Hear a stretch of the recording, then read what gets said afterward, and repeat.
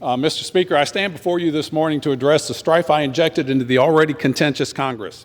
I have worked with many members in this chamber over the past 4 terms, members on both sides of the aisle, and each of you know that I'm a man of my word. So let me take a moment to address this body. I rise to apologize for the abrupt manner of the conversation I had with my colleague from New York. It is true that we disagree on policies and visions for America, but that does not mean we should be disrespectful. Having been married for 45 years with 2 daughters, I'm very cognizant of my language. The offensive name-calling words attributed to me by the press were never spoken to my colleagues, and if they were construed that way, I apologize for their misunderstanding.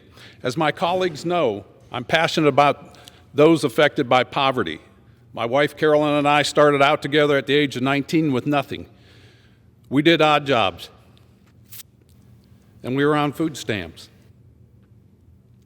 I know the face of poverty, and for a time it was mine. That is why I know people in this country can still, with all its faults, rise up and succeed and not be encouraged to break the law. I will commit to each of you that I will conduct myself from a place of passion and understanding, that policy and political disagreement be vigorously debated with the knowledge that we approach the problems facing our nation with the betterment of the country in mind and the people we serve. I cannot apologize for my passion or for loving my God, my family, and my country. I yield back. Speaker. Gentleman from Maryland. I ask unanimous consent to speak out of order for 1 minute. Gentleman's recognized. Mr. Speaker, I appreciate the words of the gentleman from Texas, Mr. Yoho. Florida, excuse me. They were appropriate because the language we use matters. The way we treat one another matters. Mr. Yoho needed no apology for his passion about poverty and for the downtrodden. But he ought to remember and acknowledge that the person to whom he spoke so inappropriately was one of the strongest fighters in this Congress for those with the least,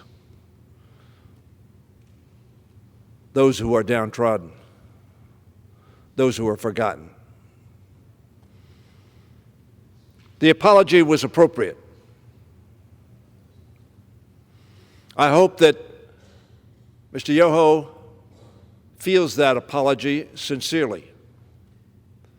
And I hope all of us will take a lesson to think before we speak so harshly to one another.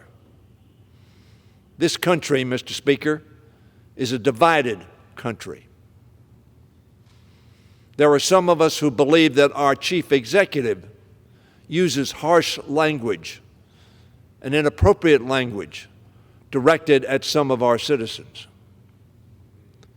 We ought not to replicate that conduct. The apology was appropriate. I know that our colleague, Alexandria Ocasio-Cortez, appreciates that apology.